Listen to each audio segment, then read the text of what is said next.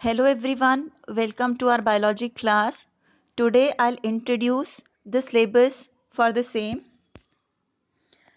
Now as per the syllabus, we are having total 6 number of chapters under the biology part. Chapter number 5, fundamental unit of life. Chapter number 6, tissues. Chapter number 7, diversity in living organisms. Chapter number 13, why do we fall ill? Chapter number 14, natural resources, our environment. Chapter number 15, improvement in food resources. So total 6 chapters are there which we are going to cover under the biology part. Now, let me introduce the first chapter as per our syllabus, that is the fundamental unit of life.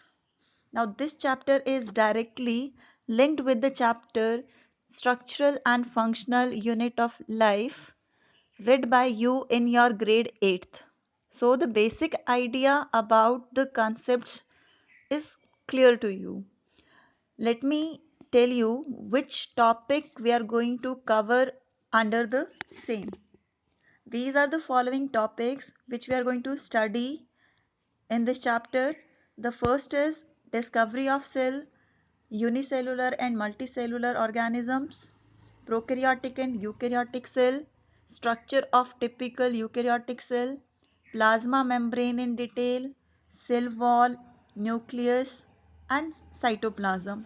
Under the cytoplasm part, we are going to deal with the organelles, their structure and function in detail. Here we are going to start or introduce the first topic, that is discovery of cell in brief. As you all have been gone through this earlier also, so when we talk about the discovery of cell, the very first the cell was discovered by Robert Hooke in 1665. When he was observing the cell, at that time he took the dead part of the plant, and that was the cork. Cork is basically a tissue inner to the bark, that bark part of a plant, hard one. Inside it there is one tissue cork. So this is mainly dead in nature. So when Robert Hooke was observing the slice of the cork under the self-made microscope, then he was only able to observe the honeycomb like boxes, as you are able to see over here on your screen, honeycomb like structures.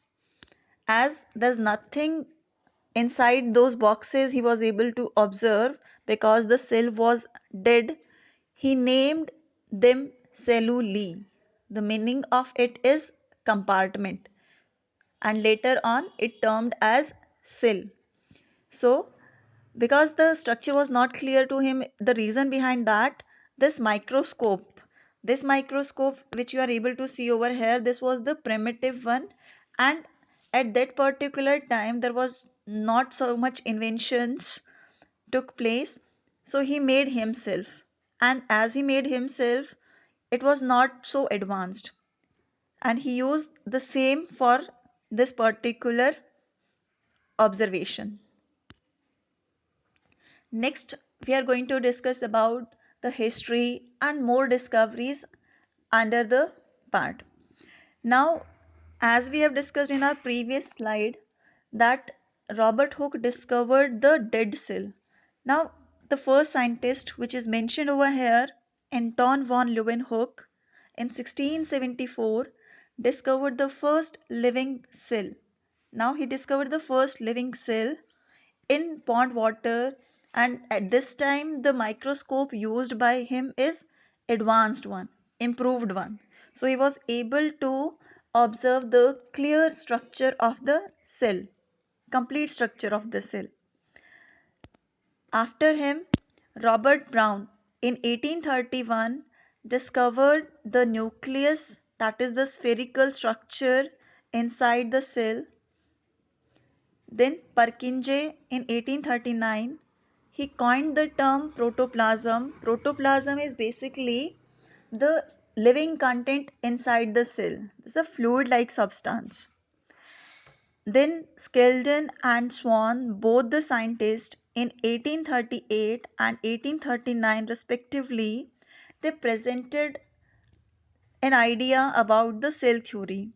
Now, cell theory, what this cell theory states, it states that all the living organisms they are made up of cell, and cell is the structural and functional unit of all the living organisms. Rudolf Virchow in 1855 presented the improved idea about the cell theory that omnis cellula e celluli. It means that the new cell they are formed from the pre-existing cells. So if the cells are going to be formed, they are going to form from the previous one, which old one. From that only the new cells will arise. So this is all about the discovery of the cell. In our next lecture, we are going to find out the answer behind what are the living organisms made up of. Thank you. Keep learning.